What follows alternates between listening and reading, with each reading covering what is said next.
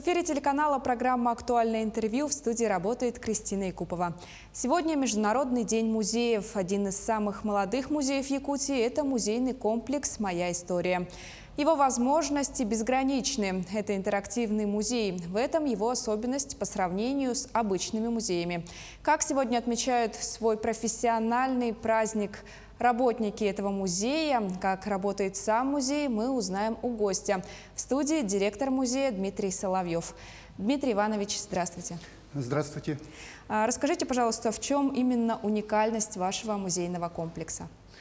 У нас такой нестандартный музей, как, наверное, все уже его узнали и ощутили. Это музей, который имеет в своей основе мультимедийные технологии, и историческая информация, она представлена именно в таком электронном формате.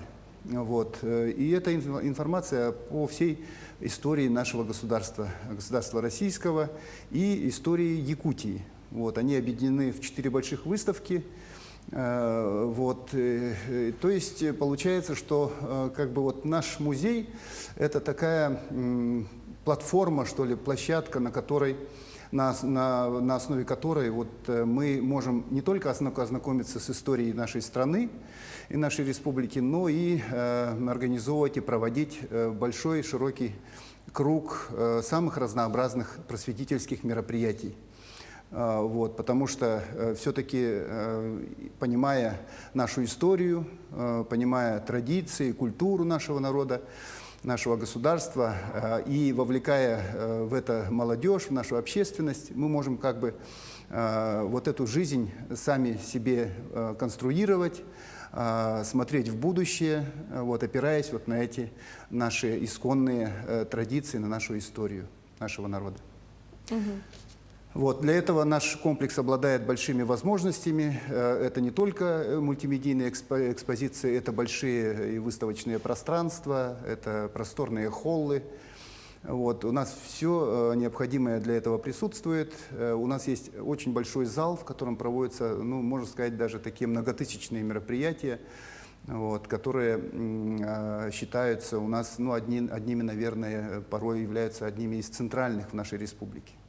Чем мы очень гордимся и, конечно, стараемся, чтобы наш комплекс музейный жил такой большой, открытой жизнью, чтобы в эту жизнь культурную нашу вовлекалось как можно больше представителей молодого поколения, школьников, и всех жителей нашей республики.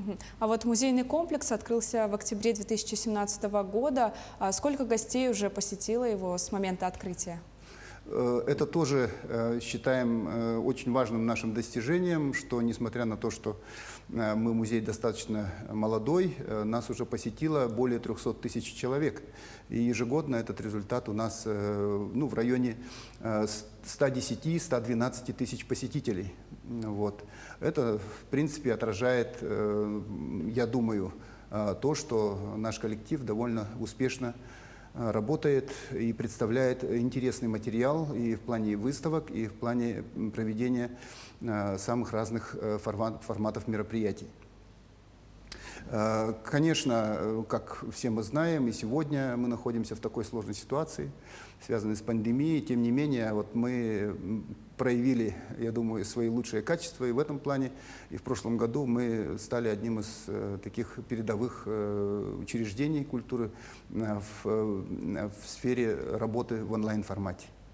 Очень интересные проекты реализованы, и сегодня мы продолжаем эту систему. А какие выставки организовываются у вас в музейном комплексе? И расскажите более подробно о последних проектах.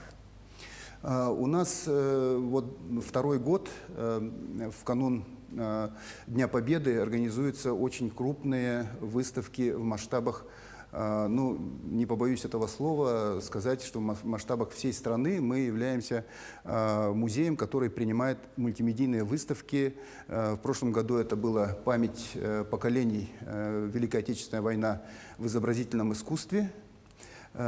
И в этом году это выставка «Вспомним», которая тоже посвящена материалам Великой Отечественной войны. И это очень уникальная выставка в том плане, что здесь можно ознакомиться с этими событиями от первых лиц, собственно, участников этих событий, от маршала, допустим, армии, или от ребенка, или, значит, от находящихся в оккупации людей. Поэтому тут можно как бы прочувствовать вот эту вот тяжесть и боль тех событий. Вот, поэтому, конечно, мы бы хотели, чтобы, несмотря на такие сложные условия сейчас для всех учреждений культуры, чтобы посетители все-таки, может быть, в каком-то индивидуальном плане, может быть, семьями приходили к нам и знакомились с этим уникальным материалом, потому что над ним работали очень большие творческие группы, это крупные федеральные проекты.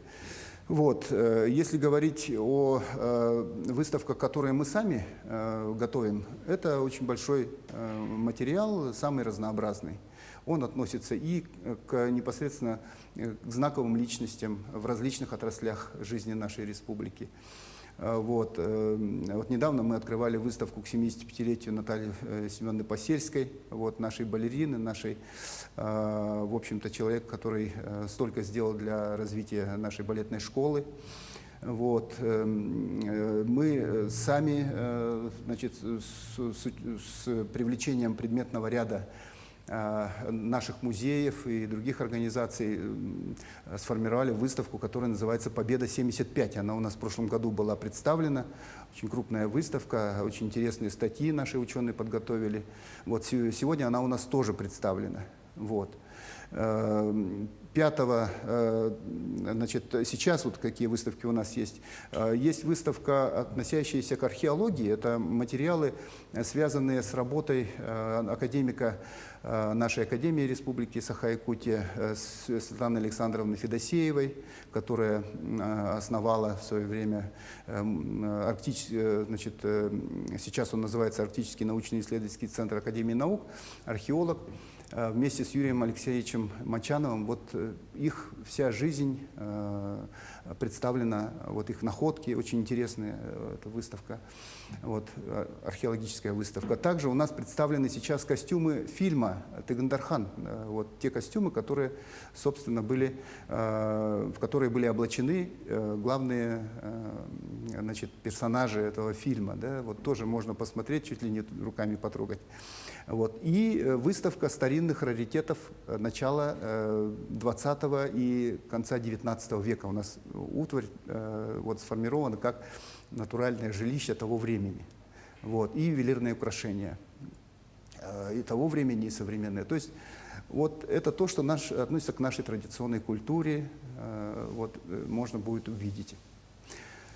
А как вы отмечаете Всемирный праздник День музеев и поддерживаете ли вы традиционные акции в этот день? Мы, как и все музеи, у нас музеи очень активны, и вообще сейчас такая тенденция складывается во всем мире, что музей движется к посетителю, а не посетитель к музею. Да? Поэтому все музеи республики очень активно внедряют новые формы работы. И этот праздник, который приурочен к дате 18 мая, к Всемирному дню музеев, а у нас это в России, мы каждую третью субботу мая проводим всероссийскую акцию «Ночь музеев», мы проводим самые разнообразные мероприятия. У нас в онлайн-режиме 15 числа прошли открытие 2 выставок. Это выставка, как я уже говорил, значит, старинной утвари и костюмов, национальных костюмов, которые были представлены в фильме «Тыгандархан». Кроме этого, собственно, наши все выставки, они тоже работают, и они представлены, и даже больше за пределами рабочего времени. И в этот день мы, как правило, сделаем музей таким общедоступным и не взимаем плату за посещение. Да? Но с учетом реалий сегодняшнего времени мы, конечно, эти мероприятия перевели в онлайн-формат, и поэтому в наших аккаунтах в соцсетях можно будет с ними ознакомиться, то есть само небольшое мероприятие проведено, и трансляция идет на наших каналах Instagram, YouTube и так далее.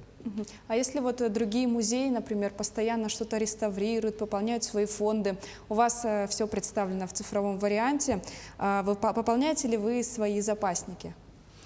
Ну, это, конечно, непростая работа, вот, потому что все-таки приобретение значит, экспонатов либо у населения, либо значит, у каких-то организаций, оно требует довольно значительных средств.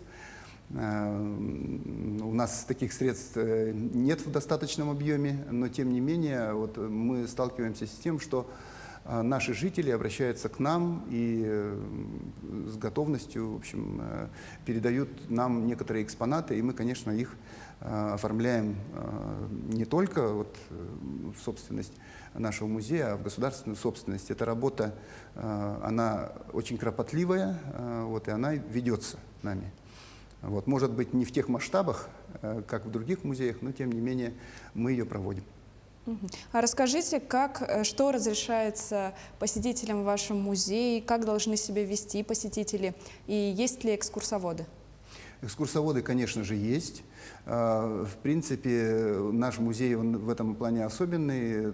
То, что вот непосредственно информация у нас загружена в электронном формате, поэтому вот на планшетных компьютерах это можно все, собственно, непосредственно листать, смотреть. Там есть интерактивные книги, есть викторины. То есть это, конечно, такой необычный музей, вот, в котором можно, вот, так сказать, потрогать вот эти вот, собственно, все интерактивные средства, которыми мы располагаем. А приходят ли к вам посетители с идеей организовать какую-то выставку? Таких идей очень много, иногда даже у нас нет возможности. Мы, конечно, тут в какой-то мере стараемся удовлетворить этот запрос, потому что мы понимаем, что если к нам обращаются, соответственно, во-первых, это выбор, да, вот, если мы выбраны, да, то есть мы в какой-то мере избранные, да, вот, мы с этой точки зрения подходим. Конечно, мы смотрим на материал, который нам предлагается к тому, чтобы мы экспонировали его.